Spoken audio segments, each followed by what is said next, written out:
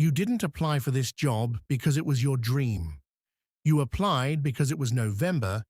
Your savings account had the kind of number in it that makes you refresh the page twice just to make sure you read it right.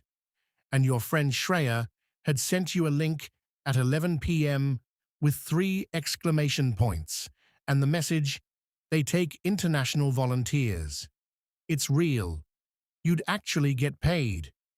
You read the listing in bed, eating cold leftover rice, wearing a hoodie with a broken zipper, and somewhere between rural healthcare initiative and housing provided on site. You thought, why not? You were 26. You had a nursing certification, a sublet you could get out of, and genuinely no compelling reason to stay. That is how you end up on a bus from Nagpur, watching the highway dissolve into something narrower and then narrower again, until the road becomes more suggestion than infrastructure. Mustard fields stretch on either side.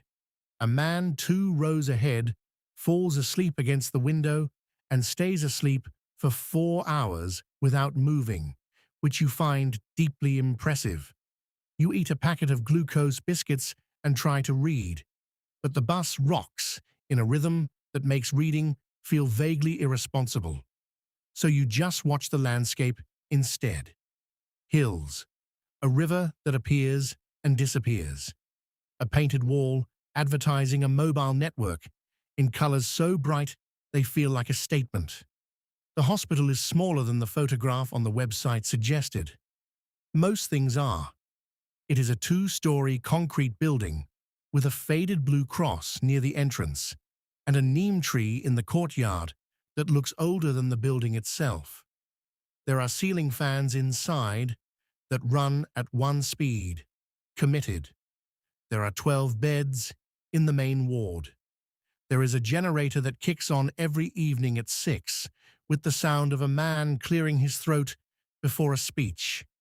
You are here for 3 months. Night shift mostly, because that is what they needed. And you said yes before fully understanding what night shift in a remote hospital means. What it means is this. You work from 9 p.m. to 6 a.m. You sleep from 8 a.m. to 4 p.m. And somewhere in the rearrangement of your sleep cycle, the world starts to feel like a place you are visiting rather than living in. Daylight becomes something you observe from the edge. You develop an unusual fondness for the hour just before sunrise, when the sky turns a very specific shade of grey-blue that doesn't have a name in any language you speak. The staff is small. 2 other nurses, Meera, who has been here 6 years and treats every piece of equipment with the careful respect you give borrowed things, and Deepak, who is on day shift and communicates with you primarily through handwritten notes left on the duty desk.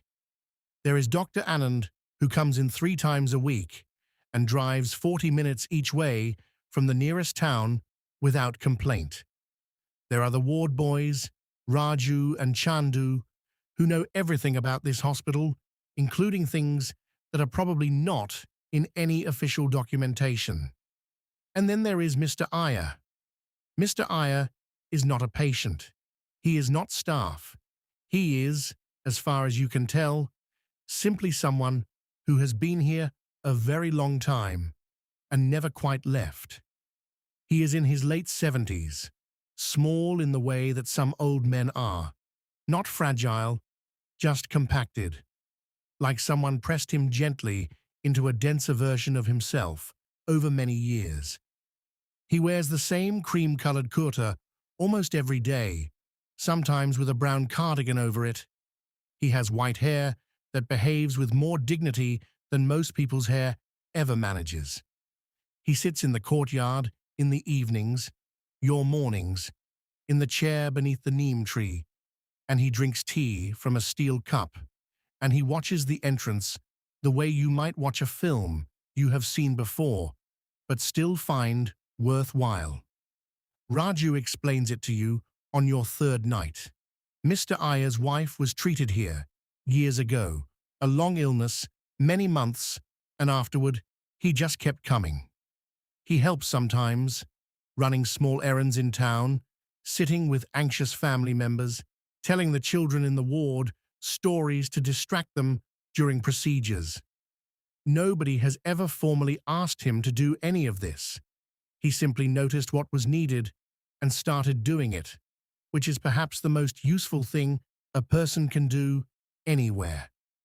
You say hello to him your first week, and he nods, which you take as a reasonable response to a stranger. The second week, he asks your name, where you are from, and whether you have tried the chai from the stall on the main road yet. You say no. He says you should. You do, the next evening on your way in, and it is extraordinary. Thick and sweet with cardamom and ginger in a small clay cup that you are supposed to return but accidentally keep. You tell him this the following morning, and he looks quietly delighted, which is a specific expression you did not know existed until you saw it on his face. Your night shift routine establishes itself within 2 weeks. You arrive